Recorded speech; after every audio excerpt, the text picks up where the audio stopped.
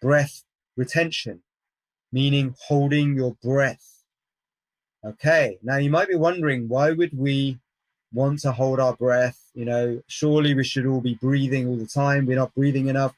Okay, well, there's some serious reasons for this. Okay, the yogis knew thousands and thousands of years ago, okay, that when you hold your breath for a certain period of time, okay, you actually change the oxygen level in your blood. Okay, so using the same device, okay, we can actually control our oxygen levels. Okay, this is called a pulse oxymeter. Okay, and we can measure our oxygen levels. See, this number here is 98% SpO2. Okay, however, we can influence this number. Okay, we can bring it down, okay, by holding our breath. Now, you might be wondering, why would we want to lower the oxygen in our bloodstream? Well, okay, here's a couple of reasons why.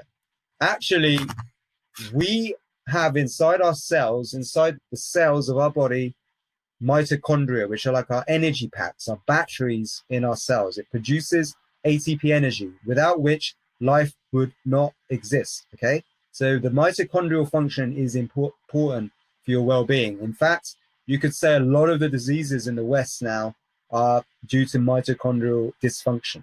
We can correct it doing the technique I'm going to share with you now. So mitochondria produce energy by using oxygen, okay? So that's why we breathe at all. But imagine it's like a fire being produced inside, okay? This energy with the oxygen is just like a real fire. Like when you make a bonfire or something like that, you need air to let the fire breathe.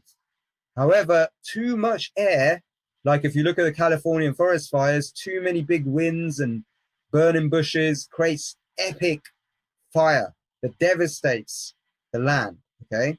The same thing happens with you. If you overbreathe, too much breathing, too much oxygen, okay, and not enough carbon dioxide, actually causes stress on the body, causes oxidative stress.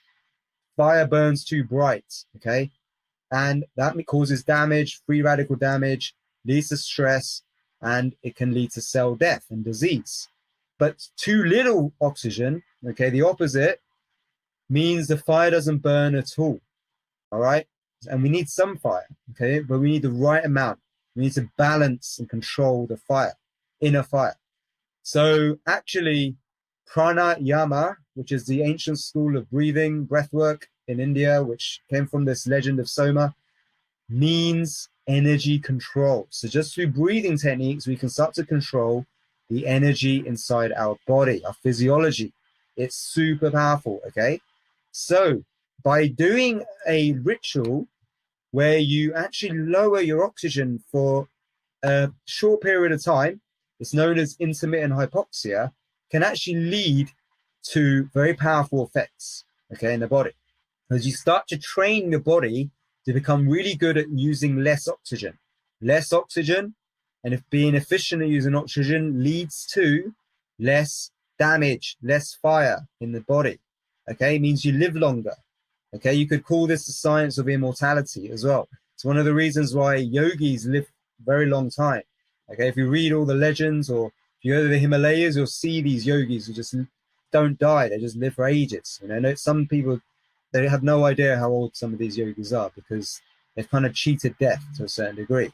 And I've seen some of these people in person. In fact, my Swami, who taught me all these techniques, she's like in her 70s, but she looks like 40. Okay, it's incredible. Even younger. Okay, it's amazing how good she looks for her age. So I know these techniques can work. I've firsthand seen the evidence of it, the proof of it, since I've been doing it. Okay,